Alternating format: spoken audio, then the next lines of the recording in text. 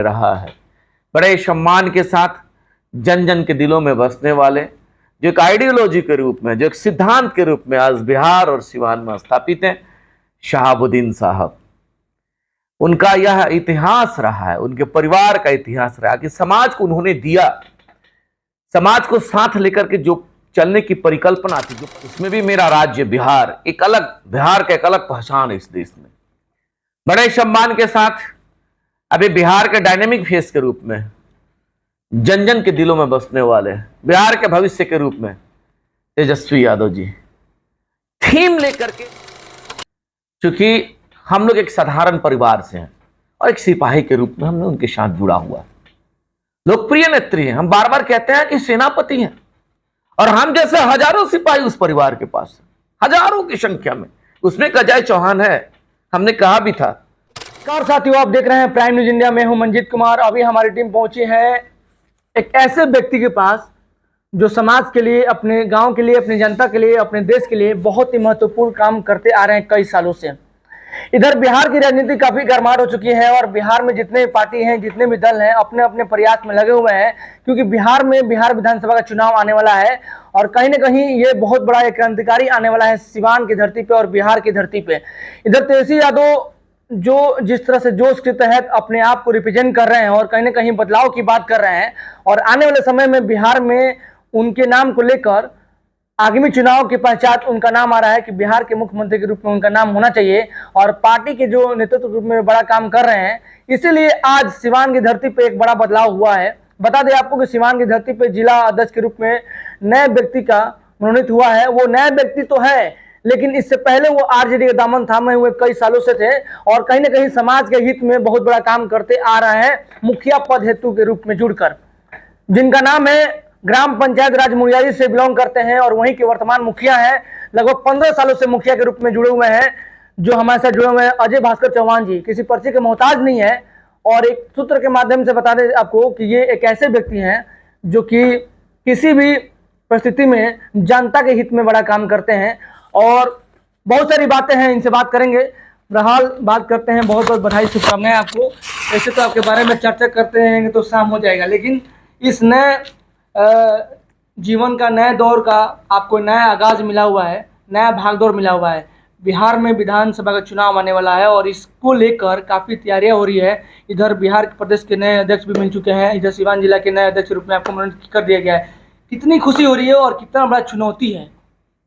धन्यवाद ज्ञापित करेंगे आपके तमाम फॉलोअर्स और आपके माध्यम से जिन मालिकों तक आवाज जा पा रही है, सबको प्रणाम, सलाम, सबका अभिनंदन, सबका दिल के गहराइयों से बहुत बहुत आभार।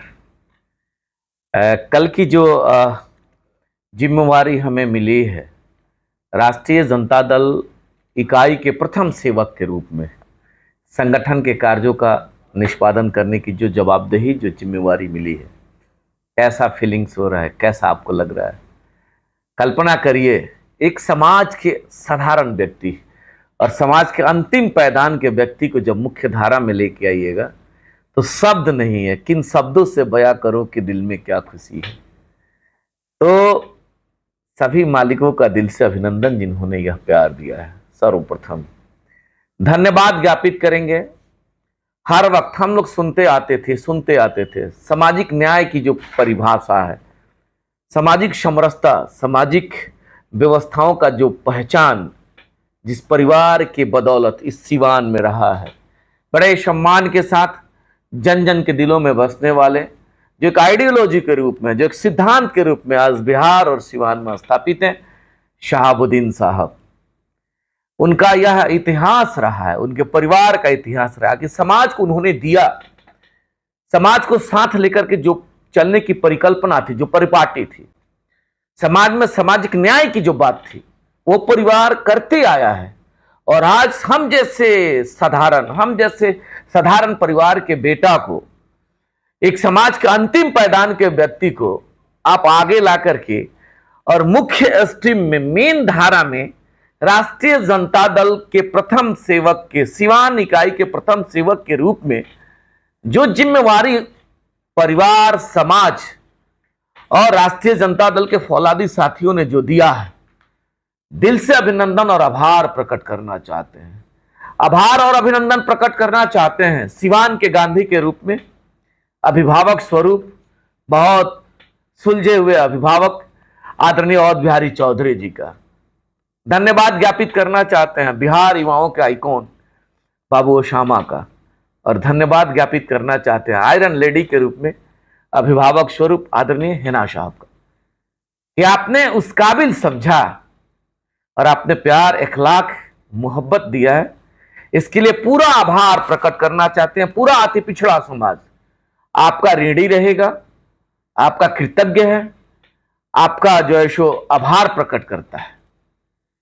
सीवान जिला में अब बहुत बड़ा चुनौती देखने को मिल रहा है। बिहार में जिस तरह से विधानसभा का चुनाव आने वाला है, तेजस्वी यादव लगातार अब जनसंपर्क कर रहे हैं, कई अभियान के तहत बड़ा मूवमेंट काम कर रहे हैं, और चुनौती कहीं ना कहीं इस बार आपको बड़ा मूवमेंट मिल रहा है, क्योंकि अगर इस बार 6 विधानसभा से 5 विधानसभा आप लोग गठबंधन में हैं, तो इस बार उम्मीद क्या लग रहा है कि 6 विधानसभा आपके खाते में आ सकता है, या कुछ बड़ा परिवर्तन हो सकता है, या जैसे विपक्ष में जो दल के लोग हैं वो लोग कह रहे हैं कि इस बार मतलब खाता भी नहीं खुलेगा गठबंधन का, महागठबंधन का।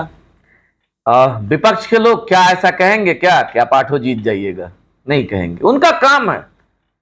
ये लोकतंत्र है और यह देश भारत का सबसे बड़ा लोकतंत्र है। उसमें भी मेरा राज्य बिहार बिहार का एक अलग पहचान है इस देश में। बड़े सम्मान के साथ अभी बिहार के डायनेमिक फेस के रूप में, जन जन के दिलों में बसने वाले, बिहार के भविष्य के रूप में तेजस्वी यादव जी थीम लेकर के बिहार के मालिकों तक जा रहे हैं।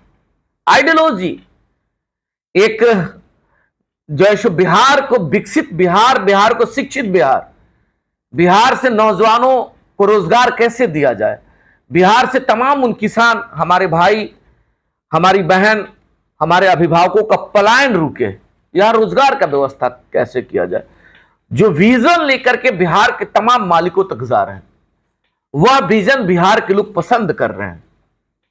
विपक्ष के लोग क्या कह रहे हैं, सवाल ये नहीं है। विपक्ष के लोग कहेंगे, उनकी अपनी जवाबदेही है, जिम्मेवारी है कि आपका खाता नहीं खुलेगा। सवाल मेरा खाता खुलने का नहीं है, सवाल है कि आप बिहार के सत्ता पे काबिज है।